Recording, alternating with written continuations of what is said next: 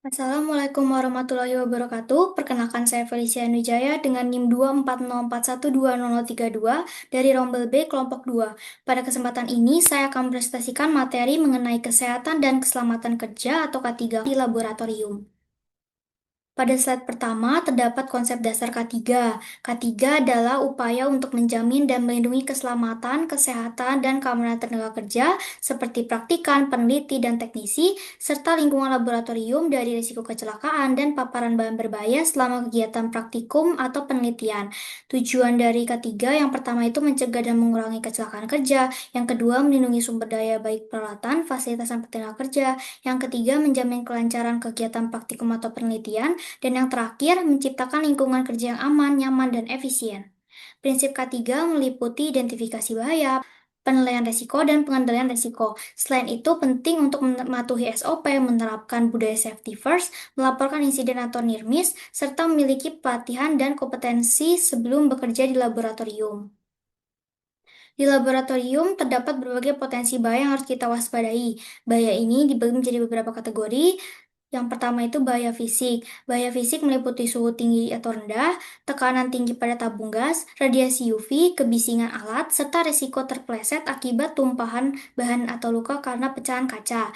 Yang kedua, bahaya kimia yang berasal dari paparan zat dan gas beracun, bahan korosif, bahan mudah terbakar, serta tumpahan dan reaksi kimia yang tidak terkendali yang dapat menimbulkan kebakaran, ledakan, atau gangguan kesehatan akibat uap berbahaya.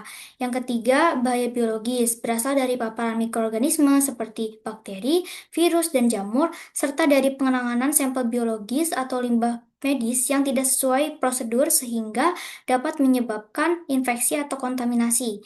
Dan yang terakhir ada bahaya ergonomi yang terjadi akibat posisi kerja yang salah seperti duduk terlalu lama atau mengangkat beban dengan cara yang salah dan saat menggunakan mikroskop yang dapat menyebabkan nyeri otot dan gangguan tulang. Selanjutnya terdapat alat pelindung diri atau APD. APD adalah perlengkapan yang digunakan untuk melindungi tubuh dari potensi bahaya di laboratorium, baik bahaya fisik, kimia, maupun biologis. Penggunaan APD bersifat wajib sebelum melakukan praktikum.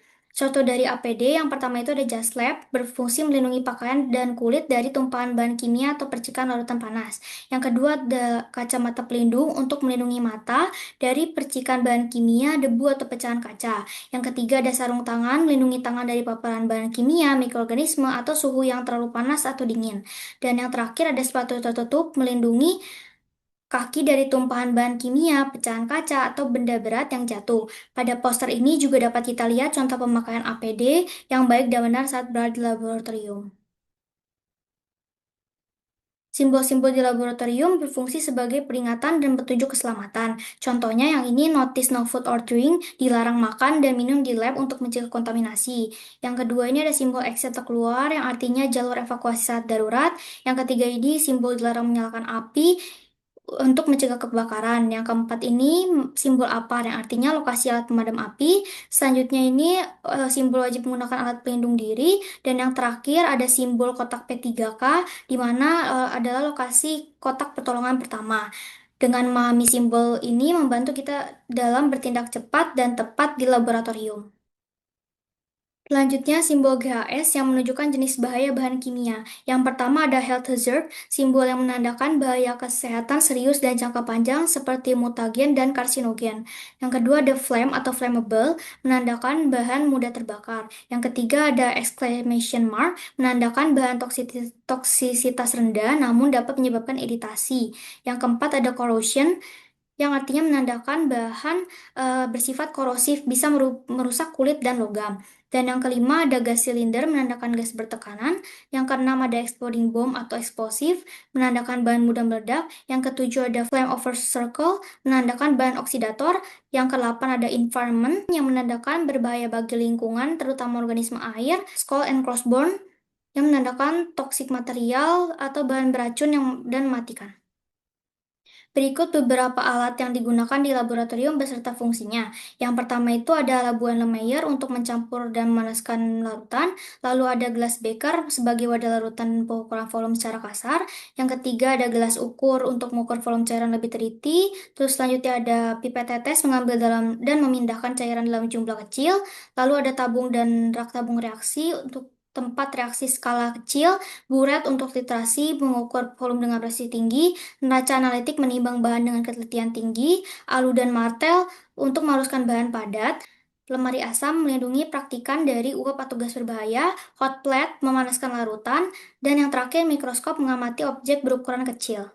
Selanjutnya, fasilitas keselamatan laboratorium itu yang pertama ada kotak P3K. Kotak P3K ini berisi perlengkapan pertolongan pertama seperti kasa steril, plester, alkohol, dan sarung tangan. Fungsinya untuk pertolongan pertama dengan menangani luka ringan sebelum mendapat bantuan medis lanjutan. Yang kedua ada APAR atau alat pemadam api ringan. Digunakan untuk memadamkan kebakaran kecil, juga terdapat beberapa jenis seperti air, foam, powder, dan karbon dioksida atau CO2 yang masing-masing digunakan sesuai jenis sumber api dengan tiga tipe. Tipe A berasal dari benda padat mudah terbakar seperti kertas dan kayu. Tipe B dari benda cair atau gas seperti bensin dan alkohol. Dan tipe C dari gangguan elektrikal atau listrik. Terakhir, terdapat beberapa langkah-langkah di laboratorium. Pertama, langkah-langkah penggunaan dan penyimpanan bahan. Yang pertama itu membaca label dan MSDS sebelum penggunaan, menggunakan bahan sesuai prosedur, tidak mencampur bahan tanpa instruksi, menyimpan bahan sesuai karakteristiknya, dan memberi label yang jelas pada setiap wadah. Yang kedua, terdapat langkah-langkah pencegahan, meliputi penggunaan APD lengkap, mematuhi SOP, menjaga kebersihan area kerja, memastikan alat dan bahan dalam kondisi baik, serta melaporkan potensi bahaya. Dan yang terakhir ada penanganan kecelakaan di mana jika terjadi kecelakaan, menjaga ketenangan, mematikan sumber bahaya seperti api atau listrik segera, menggunakan alat darurat seperti APAR, IWAS, atau safety shower sesuai kebutuhan, memberikan pertolongan pertama kepada korban sesuai prosedur, dan yang terakhir melaporkan, mencatat, atau mendokumentasikan kejadian secara lengkap. Sebagai kesimpulan, penerapan K3 di laboratorium sangat penting untuk menciptakan lingkungan kerja yang aman dan bebas kecelakaan. Dan hal tersebut adalah tanggung jawab kita bersama. Sekian presentasi materi K3 dari saya. Terima kasih atas perhatiannya.